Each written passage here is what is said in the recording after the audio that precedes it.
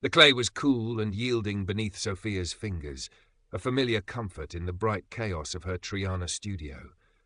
Dust motes danced in the shafts of late-afternoon sunlight slanting through the tall window, illuminating the plaster-dusted floorboards and the half-formed shapes that populated the room like silent companions.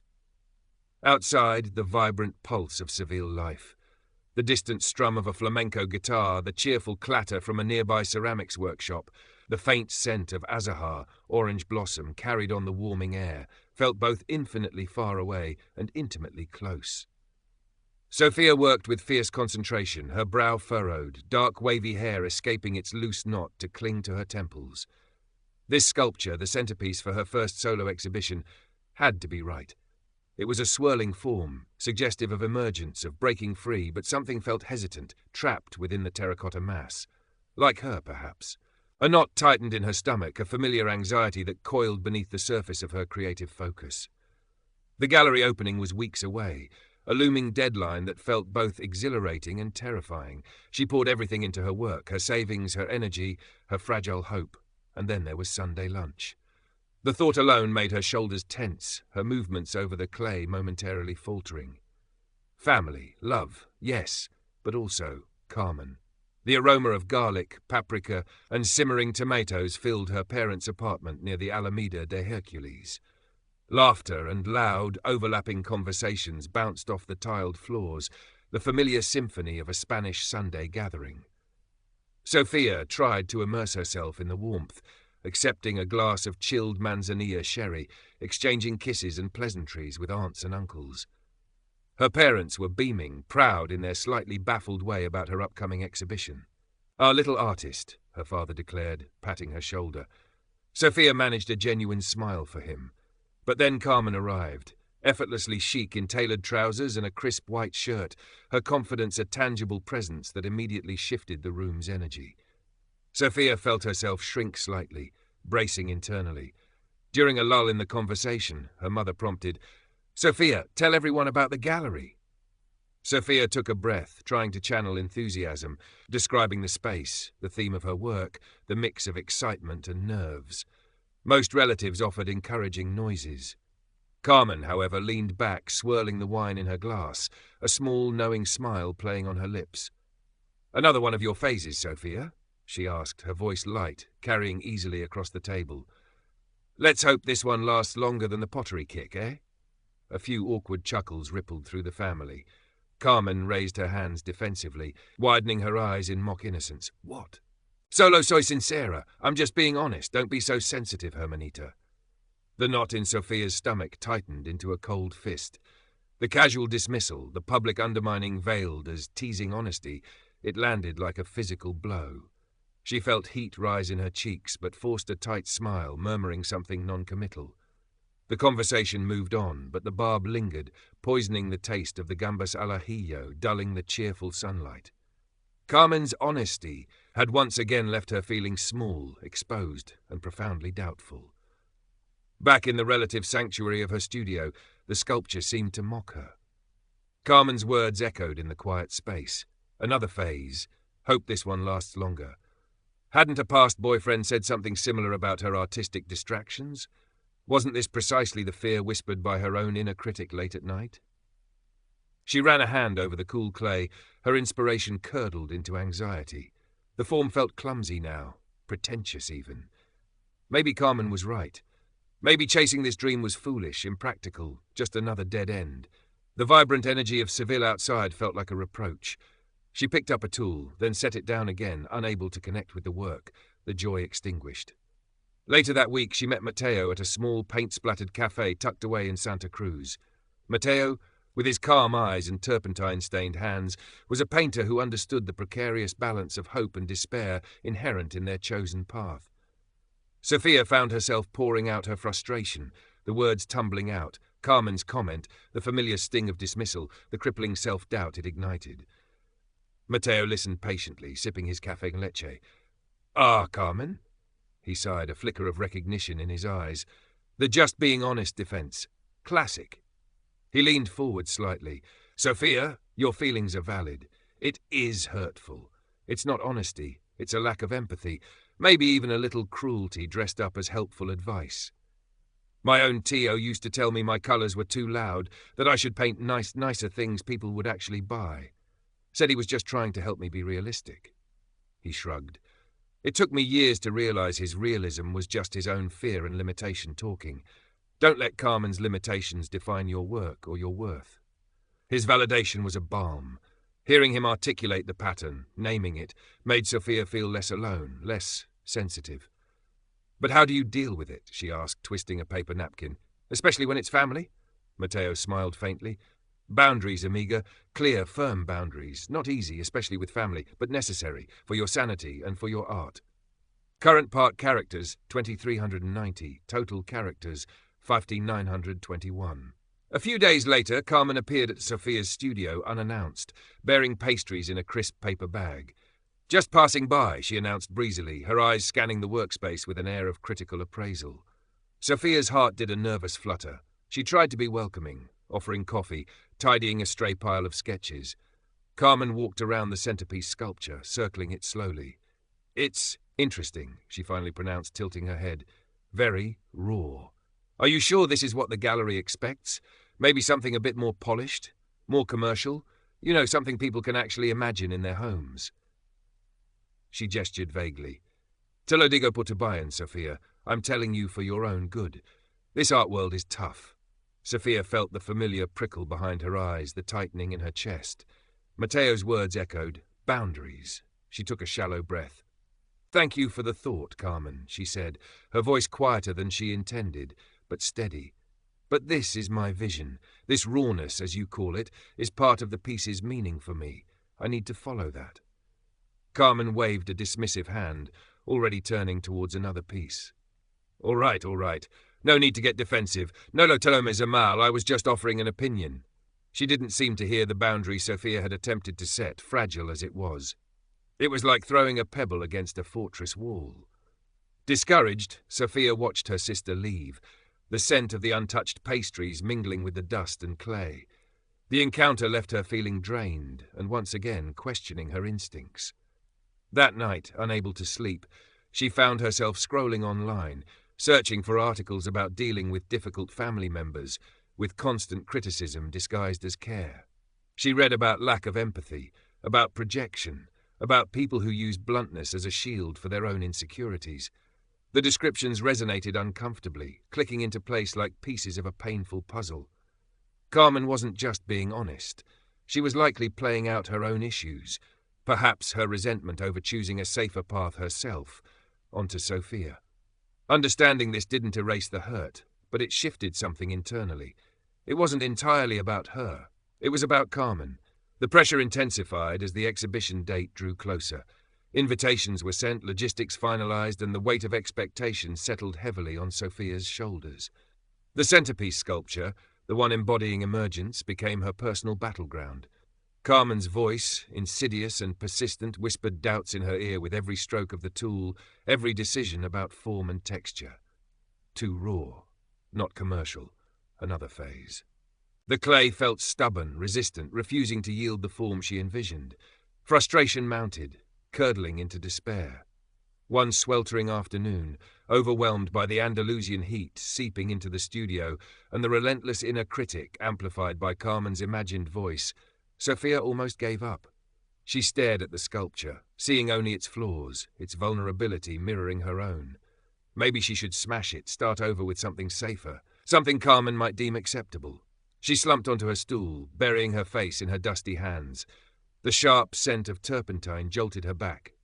Matteo stood in the doorway, holding 2 sweating bottles of Cruzcampo beer. He took in the scene.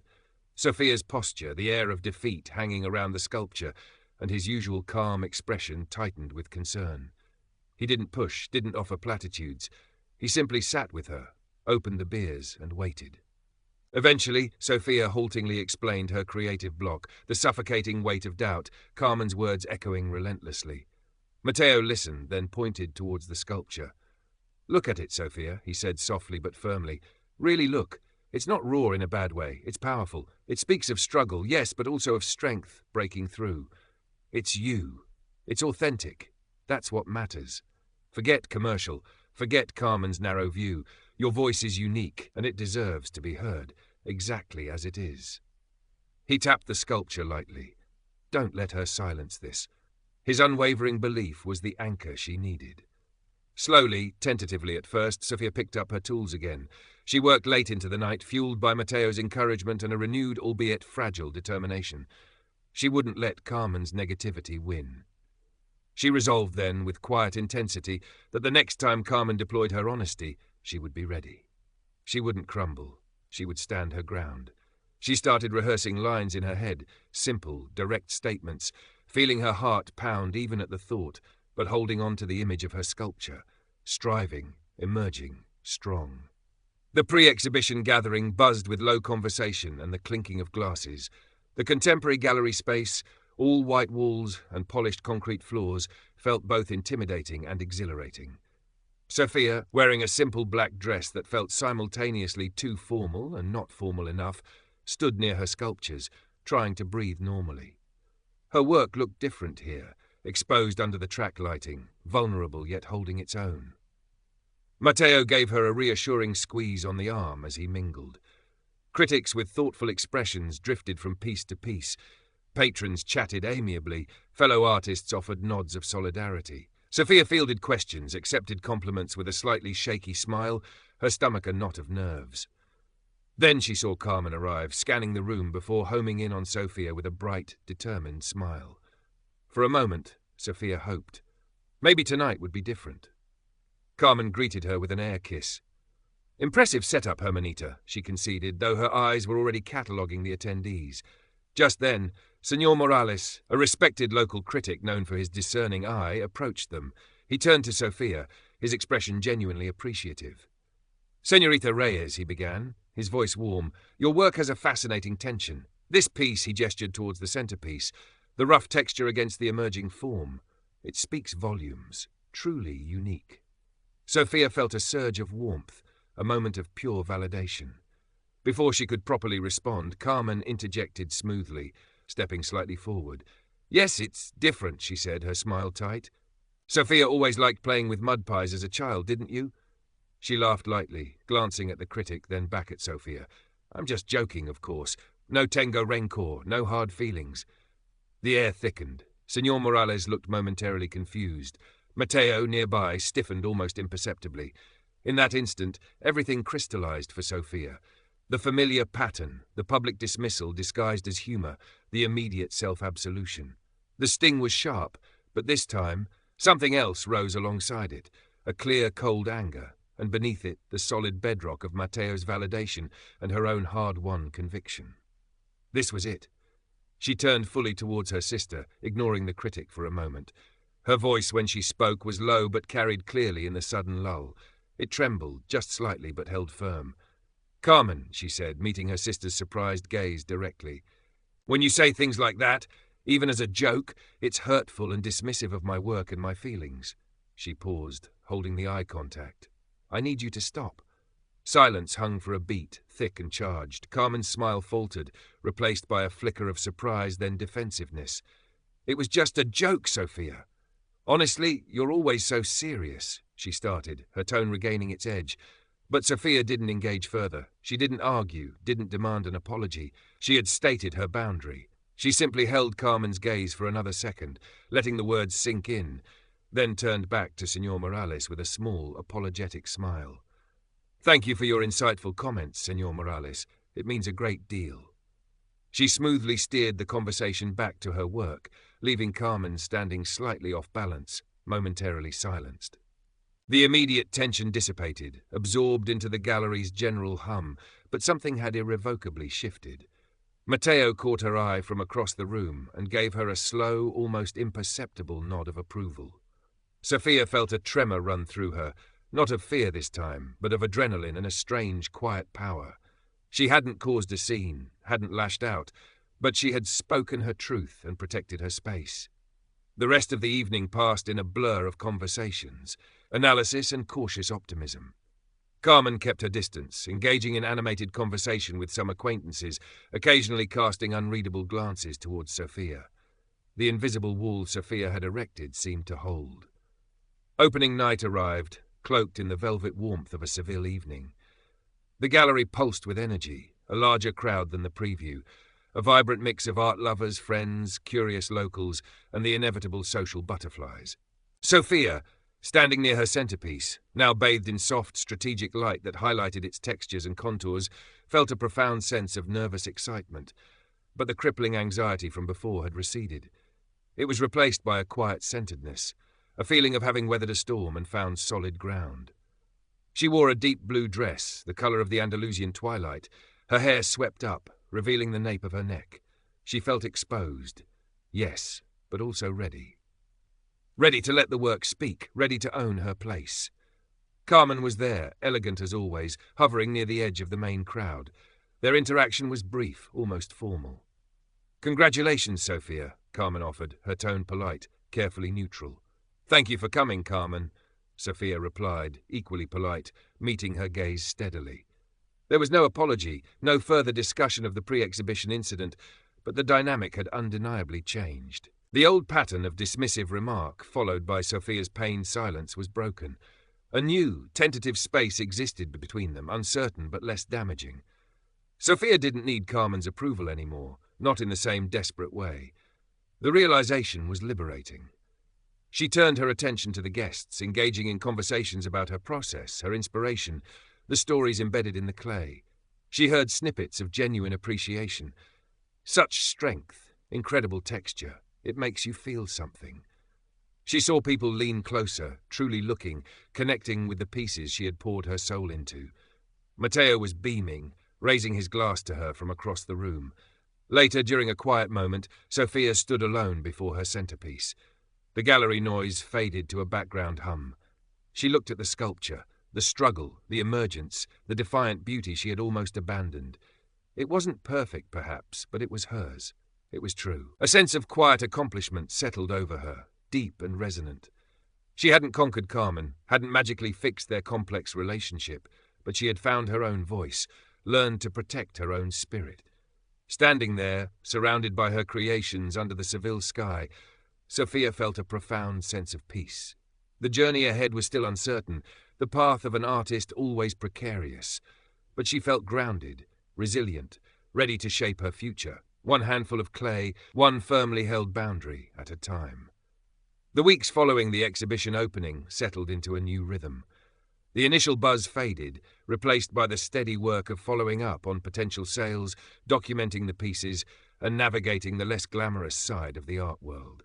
Sales were modest but encouraging, and more importantly, the positive critical reception had opened a few doors, invitations to participate in group shows, interest from another small gallery in Madrid. Sophia felt a cautious optimism take root, a feeling less dependent on external validation and more on an internal sense of purpose.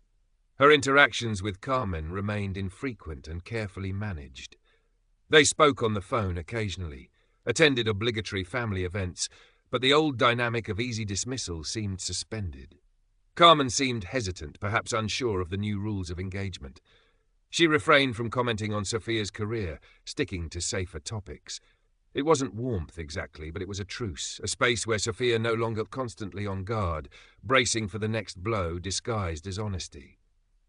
One afternoon, cleaning her studio, Sophia found the bag of pastries Carmen had brought weeks ago, stale and forgotten on a high shelf. She paused, looking at it. A complex mix of emotions surfaced, lingering hurt, a flicker of sadness for the easy relationship they never had, but also a sense of detachment. She threw the bag away without regret. It belonged to a version of herself that no longer existed, the one who absorbed barbs silently, who mistook dismissal for truth. Her focus was now on the new block of clay waiting on the stand, on the ideas percolating in her mind.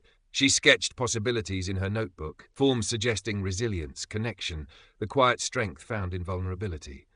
Matteo remained a constant source of support. They met regularly, sharing struggles and small victories, critiquing each other's work with genuine respect, celebrating successes with cheap wine and tapas at their favorite neighborhood bar. "You seem different," Matteo remarked one evening, watching her sketch intently.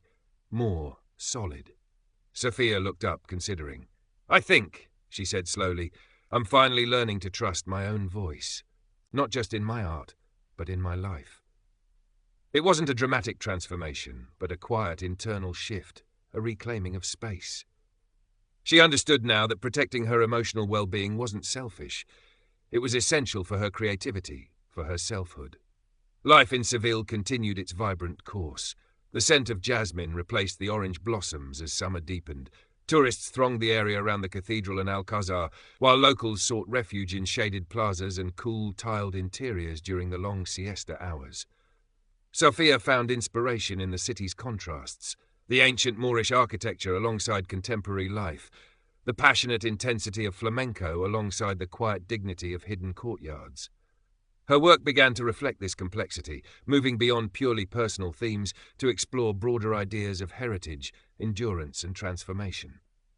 She revisited the Alcazar gardens often, not just for inspiration, but for the sense of peace they offered. Sitting on a tiled bench near a murmuring fountain, surrounded by lush greenery and intricate geometry, she could quiet the lingering echoes of self-doubt. She learned to recognize the early warning signs of Carmen's particular brand of communication, not just from her sister, but occasionally from others. The overly solicitous advice masking criticism, the joke, with a cutting edge, the swift denial of any ill intent. Now, however, she felt equipped. She didn't always need a direct confrontation. Sometimes a simple, non-committal a deliberate change of subject, or even just a calm, steady gaze was enough to signal that the boundary was there, that the remark hadn't landed in the intended vulnerable spot. It was a subtle armor, woven from self-awareness and self-respect. She realized the goal wasn't to change Carmen, or people like her. That was beyond her control. The goal was to change her own response, to protect her inner equilibrium, to choose where she invested her emotional energy. This shift freed up immense mental space, allowing her creativity to flow more easily. The hesitant quality that had plagued her earlier work began to recede, replaced by a growing confidence in her artistic choices. She experimented with new materials, incorporating reclaimed wood and metal fragments into her clay sculptures, finding beauty in imperfection and resilience. Months passed. Autumn painted Seville in softer hues. Sophia prepared for a group exhibition in Madrid, carefully packing selected pieces. The process felt less fraught this time, the internal critic quieter, more manageable. She received an email from Carmen. Not a critique, not unsolicited advice, but a simple message. Saw the announcement for the Madrid show online. Looks good. Suerte. Luck. It wasn't effusive praise, wasn't a heartfelt apology for past hurts, but it was neutral. Perhaps even a step towards acknowledging Sophia's reality without trying to reshape it according to her own views. Sophia typed back a simple, "Gracias, Carmen." No more, no less. The relationship remained complex, a tapestry woven with shared history, misunderstanding, and the faint possibility of a different future. But Sophia no longer felt defined by it. Her sense of self-worth was increasingly anchored within, nurtured by her work, her friendships, and her growing ability to navigate the world on her own terms. The Madrid show was well received. Standing in the unfamiliar gallery space hundreds of kilometers from Seville, Sophia felt a quiet sense of accomplishment. She had faced down her inner demons, partly exercised by learning to handle the external ones embodied by Carmen. She had learned that solo soy sincera was often a mask, and that her own feelings, her own perceptions, were just as valid, just as real, as any truth someone else tried to impose on her. She thought back to the original story's core message, how people dismiss hurt by claiming they don't hold grudges. She saw it clearly now. The phrase itself was irrelevant. What mattered was the impact of the words, and her own refusal to let them diminish her. She sold a significant piece that night, a sculpture titled Resiliencia, which incorporated jagged fragments of reclaimed metal into a smooth, flowing clay form. It felt symbolic. Returning to Seville felt like coming home in a deeper sense than before. Her studio in Triana welcomed her back, the familiar scent of clay and dust feeling like peace. She worked with a newfound freedom, less hampered by the fear of judgment. She still had moments of doubt. Creativity was rarely a straight path, but they no longer paralyzed her. She could acknowledge the fear, sit with it, and then gently guide herself back to the work, back to the clay that yielded and resisted and ultimately took shape under her hands. One evening, sitting with Matteo at their usual tapas bar, watching the paseo unfold on the street outside, Sophia reflected on her journey. It's strange, she mused, swirling the last of her wine. I spent so long trying to get Carmen's approval, or at least trying to make her hurtful honesty stop. But the real change happened when I stopped focusing on her and started focusing on myself, on validating my own feelings, on setting my own boundaries. Matteo nodded. You took your power back, Sophia. Power wasn't about controlling others, she realized. It was about controlling her own inner landscape, choosing how she responded to the world, deciding whose opinions truly mattered. And increasingly, the opinion that mattered most was her own. She still saw Carmen at family gatherings. The interactions were polite, sometimes bordering on distant. The old barbs seemed to have ceased, replaced by a cautious neutrality. Perhaps Carmen had sensed the shift in Sophia, the point beyond which her words no longer landed with the same force. Or perhaps, preoccupied with her own life, she simply hadn't noticed the profound internal transformation her sister had undergone. It didn't really matter which. Sophia had built her own defences, not out of bitterness, but out of self-preservation and a growing sense of self-worth. Her art continued to evolve, becoming bolder, more complex. She found herself drawn to themes of connection and disconnection, the spaces between people, the invisible lines drawn by words and silence. She received a small grant, allowing her a measure of financial breathing room and the freedom to experiment further. Current part characters, 2 through 44. Total characters, 277 to 941. One spring afternoon, almost a year after her first solo exhibition, Sophia walked through the Alcazar Gardens again. The air was thick with the scent of azahar, just as it had been before, but this time it felt different. It wasn't a counterpoint to her anxiety, but a harmony with her sense of peace. She sat on her favourite bench, watching the sunlight filter through the leaves, listening to the gentle murmur of the fountain.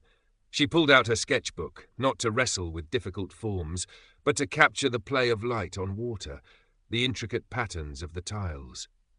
A sense of quiet gratitude filled her.